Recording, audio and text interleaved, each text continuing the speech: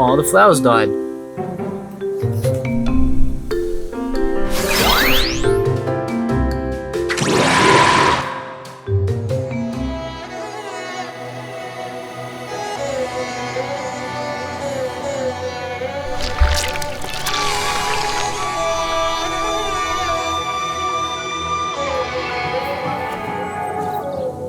Dude, what's all these ugly flowers?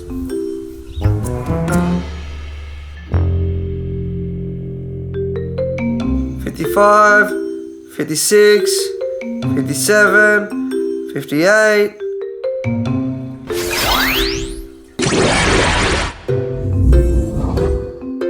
$59, $60. Ready or not, here I come.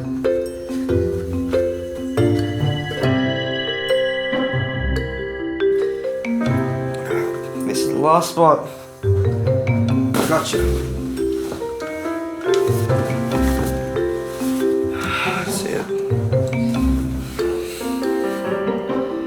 Where are you? Oh. You cheated.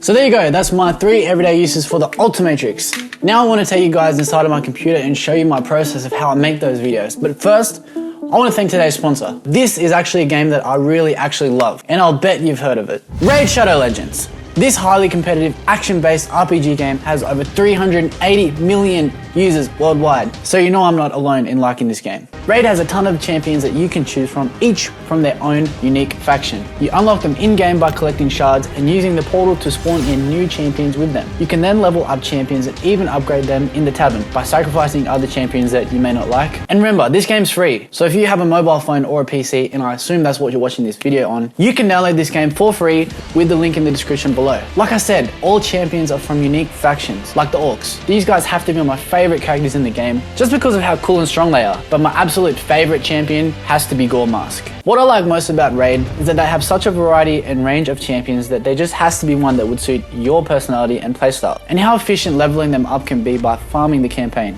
Now Raid is always updating the game and adding awesome new stuff, and this October there's a jam-packed Halloween lineup towards the end of the month. This means big rewards, tournaments against other players, special fragment events to get some brand new legendary champions, including one very spooky Halloween champion, and much more. If you want to get a huge head start in Raid, all you have to do is hit the link in the description or scan my QR code, and you'll get an epic hero, Chonaru, 200k silver, 1 XP boost, 1 energy refill, and 1 ancient shard, so you can summon an awesome champion as soon as you get in the game. These rewards will only be available for the next 30 days and only for new players. So click that link in the description, and if you're fast enough, you can join my clan, and I'll see you in the game. So now I want to explain the 4-step process I generally use when I make my videos. But to start off, I get a lot of questions about which camera I use for my short films, and the answer to that is a Sony a7 III. I have no regrets with buying this camera. It has been the absolute best investment I've made. And no, this is not sponsored by Sony. This camera just does everything that I need. Okay, so the first thing I usually do is, number 1, brainstorm ideas. This is where I usually sit down in a room by myself with a pen and paper and just conceptualize a general story. I also always have the notes app on my phone handy because sometimes an entire video idea could just come to me randomly. Number 2, drawing a rough storyboard. And when I say rough, I mean rough. I am by no means a 2D artist. This just lets me get a better sense of what the video will look like visually, so I can decide on what sort of shots will work and what won't. Number 3, going out and filming the video. This process usually means recruiting Lane. What you got there? And other friends to help either film the video or to act in them.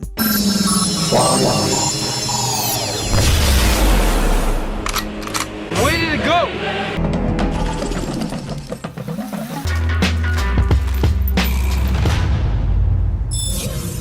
Getting the right lighting is also crucial in pulling off the right shots and the mood, so setting up the lights can take up a lot of this time. Now I use the storyboard to capture the foundation of the project, but add and remove shots on the day that seem fit. For example, the opening in Ben79's debut video was written to have Swampfire dancing to the music, but on the day it seemed more appropriate to have him chilling and bobbing to it on top of the mailbox, similar to the Deadpool opening. Number 4, editing the video.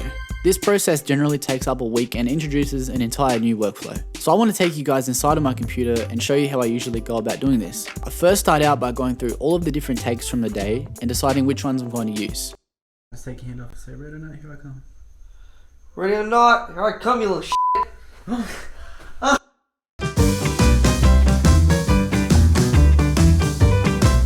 I also organized the shots into 2 different categories, the ones that require VFX and the ones that don't. From there, I begin doing the VFX scenes one by one. This can take anywhere from a few hours to a few days for a single scene, depending on how much editing it requires. For a typical scene inside of After Effects, it generally goes in this order. Tracking the scene. This is so the visual effects elements will move in tandem with the motion of the video. For planar tracking, I use Boris Mocha effects, and for 3D solves, I use After Effects built-in 3D camera tracker. Now the next step is to animate the character. For the majority of the time, I use motion capture libraries to get the basic motions I need, but lately however, I find myself doing more and more manual animation inside of Blender, as it helps me dial in the very specific details that I need. This is also the program where I do all of the facial animations as well. After this, I import the animation back into After Effects inside of Element 3D and add all of the textures and materials the model needs. Sometimes this even means making custom ones. Here I also add the environment map, then close out of Element to begin positioning the character into the scene, and adding the lighting. Now I believe dialing in the lighting is crucial when trying to pull off a shot like this. You need to make sure you match the scene as best you can or it's going to stand out like a sore thumb. This process can take a long time as the computer will need to cache every single little change you make just to give you a preview of what it's going to look like. But it's well worth the wait. Now the VFX shot is basically done, and from here I move into the final process before posting the finished video. I import all of my VFX shots and non-VFX shots inside of Premiere Pro and begin the tedious process of editing, color grading, and sound design. Now this in itself can open up a whole lot of new doors to go down explaining my process and workflow of how I do this, but I feel like that's just a topic for another video.